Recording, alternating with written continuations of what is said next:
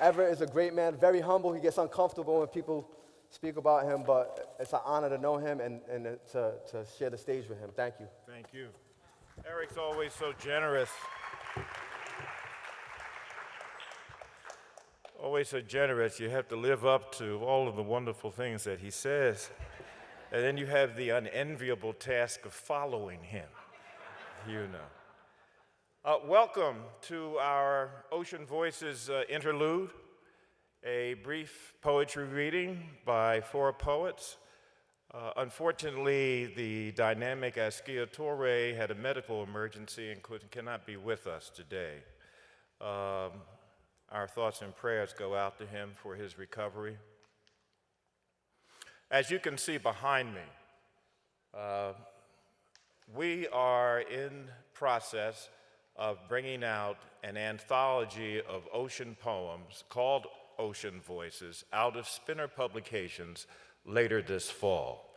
And I am very happy to be accompanied by several of the poets, local poets, because the book contains poetry by poets from all over the world, including 2 Nobel laureates. Some of the talented local poets from the anthology are going to be reading their life-affirming poems today. 2 of the poems are kind of like love poems.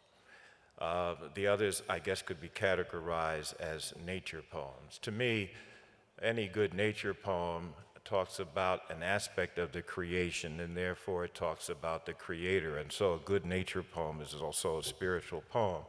I'm going to set the tone before introducing the first reader by reading a short thing I call invocation.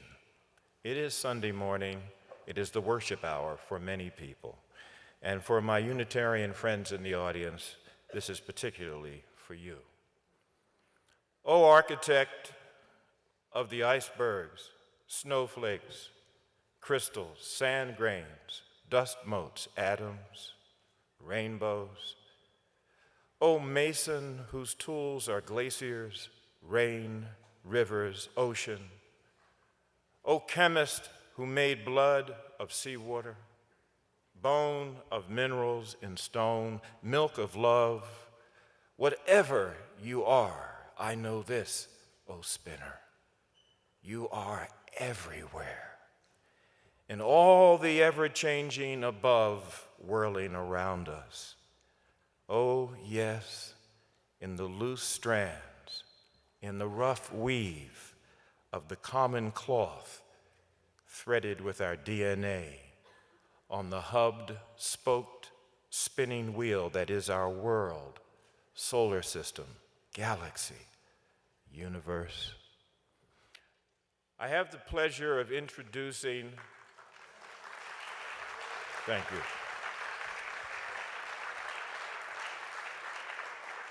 Of introducing a friend, an activist, a scholar, an author, an educator. Laurie Robertson-Lorant is the author of Melville, a biography, the author of a collection of poetry entitled The Man Who Lived Among the Cannibals, poetry written in the voice of Herman Melville.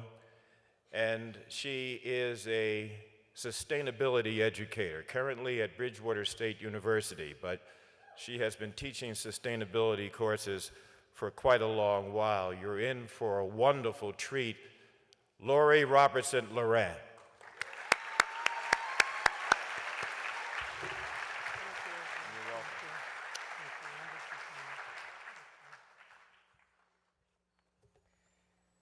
As Rachel Carson realized, the sense of wonder is the gift of both poetry and science.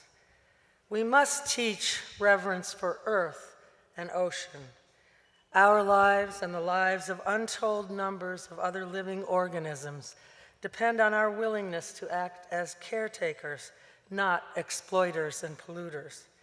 We live on a beautiful endangered planet whose veins are the rivers, streams, and creeks that flow into Mother Ocean. Her heart beats with the whale's heart, and her pulse is the pulse of myriad creatures swimming for their lives in a once bounteous ocean. These days when I go to the beach, I take nothing for granted. These days, I'm just grateful for the persistence of the waves.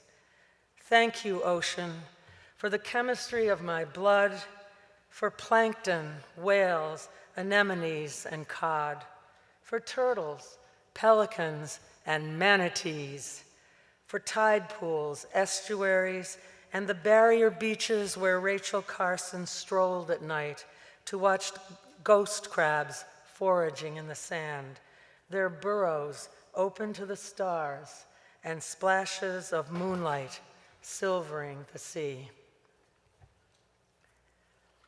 I'm pleased to introduce a fellow poet from, thank you. Thank you. Very much. I'm pleased to introduce a fellow South Coast poet, Susan Grace. Susan is the founder of the Bartleby Scrivener Poetry Group, an informal discussion group designed for encouragement and supportive feedback for poets, where poets and lovers of poetry can come together to share their work, their joy, their insights about poetry. Susan Grace.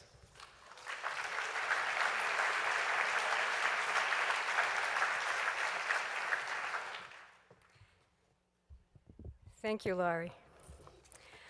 The poem I will be reading is from the chapter Sea of Love in Ocean Voices. The universal language of love is often captured in images of the sea.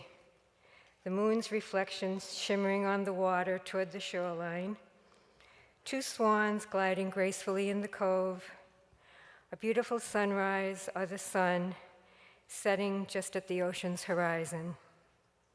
The ocean is a magnet for lovers who come to watch the waves and stroll the beach. The glorious romantic walk on the beach. My poem is about such a walk.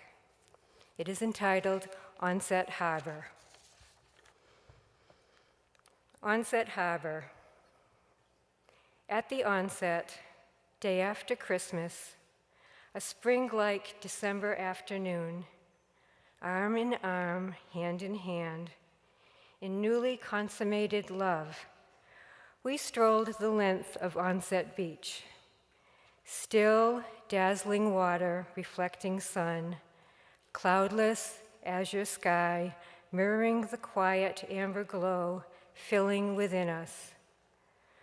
We promised to remember this beginning during torrential downpours, waves of monumental heights, during ravaging storms, flotsomed low tides, even if only in our own minds, bringing our hearts back to onset.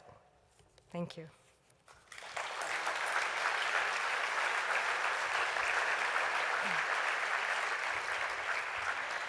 I'm happy to now introduce Claudia Grace, poet and author, writer, teacher, and director of Access, Corporation International. Thank you.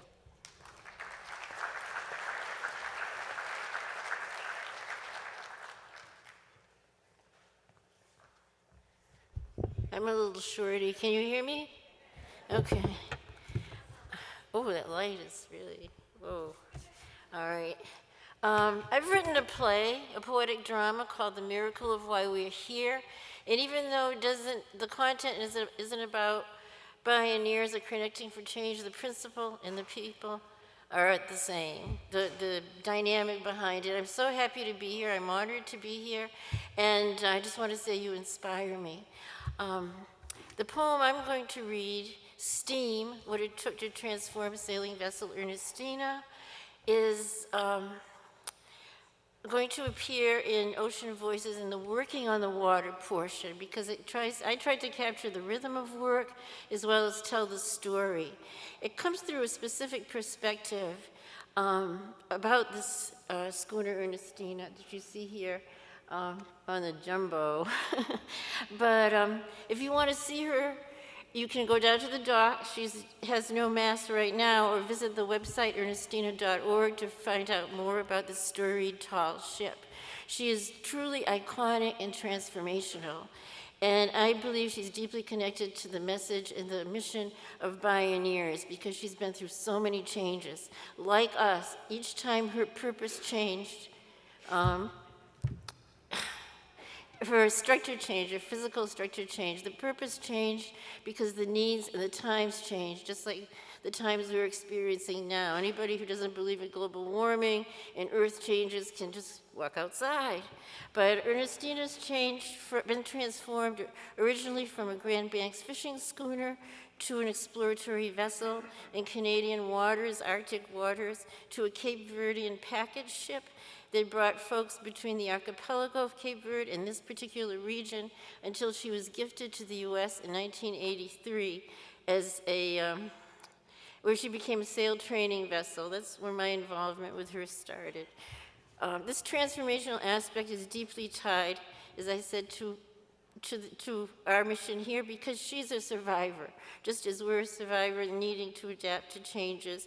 I believe she's an incubator for experiential education, environmental awareness, and a model for social justice because of the Cape Verdean aspect as well. One important thing I want to share that appears in the poem is that unlike other tall ships that are replicas of slave ships, she ferried free immigrants here. So I'd like to pay homage in STEAM, what it took to transform sailing vessel Ernestina to the Cape Verdean artisans and community here and in the old country that restored her to her former glory, often a great personal and financial sacrifice. There are 4 words that appear in the poem that you might not know because they're Creole. Maridu, husband. Jabraba, the little island of Brava in the archipelago. Mar, which is sea. And Sabi, which means happy or nice, a quality that informs Cape Verdean culture and music. So Sabi. Steam, what it took to transform sailing vessel Ernestina. He was ignited, breathing the revolution on the waterfront, one day at a time, biking, t-shirted, humping the cobblestones, wind whipping between the handlebars, smacking him in the face, embarking at Coal Pocket Pier like a new maridu, greeting his love, greeting his love, climbing over the side, hands made to shoot hoops, wide open. Below decks, he wrenched gut, transformed bits of shard, ancient, cod bone, peeling his skin, sinew, sweat, shape the ribs. How will she run? Back to Jabraba, shore, set, free. So Sabi song in the sail of a new millennium. The replicas of slave ships ease their karma, knowing she exists, as they make the best of history, job market, working that theater of the absurd to reclaim those terrible haulers into the mantle of Mar, pirating booty in the biographies of the black men who grind, salt, and steam into being, the struts of this stage, turning water into motion, the grist of who we were meant to be. Thank you so much.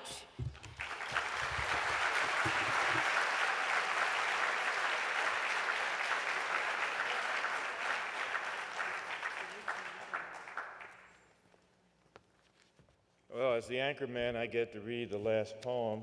Before doing so, I'd like to tell you that all of us have publications, and there is a book signing. And so we encourage you to please come over and to lighten the load for some impoverished poets by picking up a book or two in the tent directly across the street from the Zeitarian. With a nod to Walt Whitman, this poem is entitled As I Ebb Toward the End of Life, and is dedicated to my 2 grandsons, Ryland and Kai.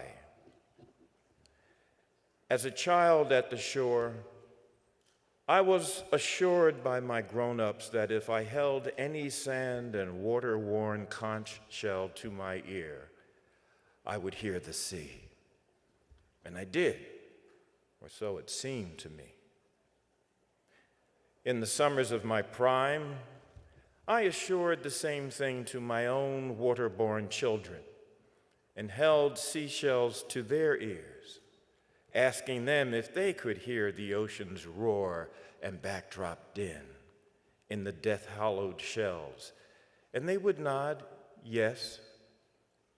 Later, in the mid-beach tide pools of my consciousness, on the east shore of Middle Passage, banked by bluffs of belief and sand-duned world history, I held hand-sized cowries to my ear and heard sand-ground groan prayers, curses, cries, screams, pleas of 5 centuries, many thousand gone by slave ships into the bottomless blues of that deep water hyphen between African and American.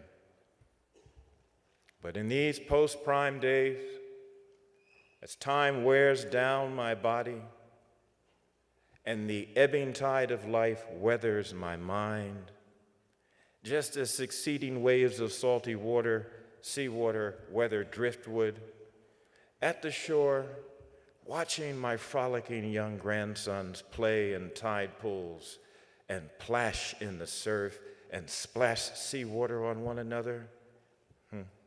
Whenever I hold a spiral remnant of a conch shell to my good ear, I hear nothing but the ocean's measured music, its crescendos, diminuendos, and my grandboy's healthy, joyful laughter.